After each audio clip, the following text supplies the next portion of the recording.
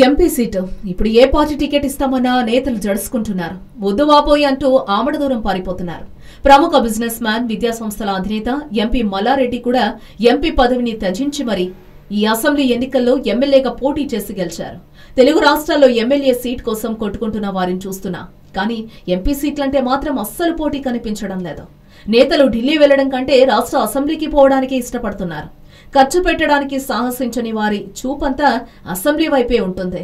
పార్టీలు కూడా పైసా లేని వాళ్లను పార్లమెంటుకు పంపకుండా ఈ దఫా తెలంగాణ ఎన్నికల్లో అసెంబ్లీ టికెట్లు ఇచ్చి గెలిపించుకున్నాయి. పెద్దపల్లి ఎంపీగా ఉన్న టీఆర్ఎస్ యువనేత సుమన్ కు ఆర్థిక అండదండలు లేని కారణంగా చెన్నూరు ఎమ్మెల్యే టికెట్ ఇచ్చి టీఆర్ఎస్ గెలిపించుకున్నట్టు ఆ పార్టీలో ప్రచారం జరుగుతోంది. పెద్దపల్లి సీటును దేశంలో ప్రముఖ పారిశ్రామికవేత్త, భారీగా ఆస్తులున్న గడ్డం వివేక్ కు ఇవ్వడానికి టీఆర్ఎస్ హామీ ఇచ్చింది. దీన్ని బట్టి ఎంపీ సీట్ అంటే ఎంత ఖరీదైందో, ఎంత వ్యయప్రయాసలు మిగులుస్తుందో, నేతలు ఎందుకు ఢిల్లీకి వెళ్లడానికి ఇష్టపడడం లేదో అర్థమవుతోంది. ఒకప్పుడు ఎంపీ సీట్ అంటే హాట్ కేక్. మేం పోటీ చేస్తామంటూ బడా పారిశ్రామికవేత్తలు, సినీ ప్రముఖులు, డబ్బున్నవారు పార్టీలకు భారీగా ఫండింగ్ ఇచ్చి మరీ తీసుకుని పోటీ చేసేవారు. కానీ ఇప్పుడు ట్రెండ్ మారింది. ఎంపీ సీటు ఖరీదైన వ్యవహారంగా మారింది. నేతల చేతి చమురు వదులుతోంది. ప్రస్తుతం ఒక ఎంపీ సార్వత్రిక ఎన్నికల్లో నిల్చోవాలంటే ఆ పార్లమెంటు నియోజకవర్గం పరిధిలోని 7 ఎమ్మెల్యేలకు ఒక్కో ఎమ్మెల్యే 5 కోట్ల చొప్పున ఎంత లేదన్నా కనీసం 35 కోట్ల దాకా వెచ్చించాలి.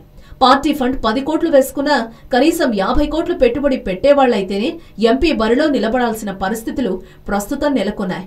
ఈ రేటు అధికార పక్షానిది మాత్రమే. ప్రతిపక్షంలో ఉంటే మాత్రం ఈ రేటు ఇంకాస్త ఎక్కువగానే ఉంటుంది. కొన్నేళ్ల వరకు బ్లాక్ మనీ భారీగా మూలిగి ఉండేది.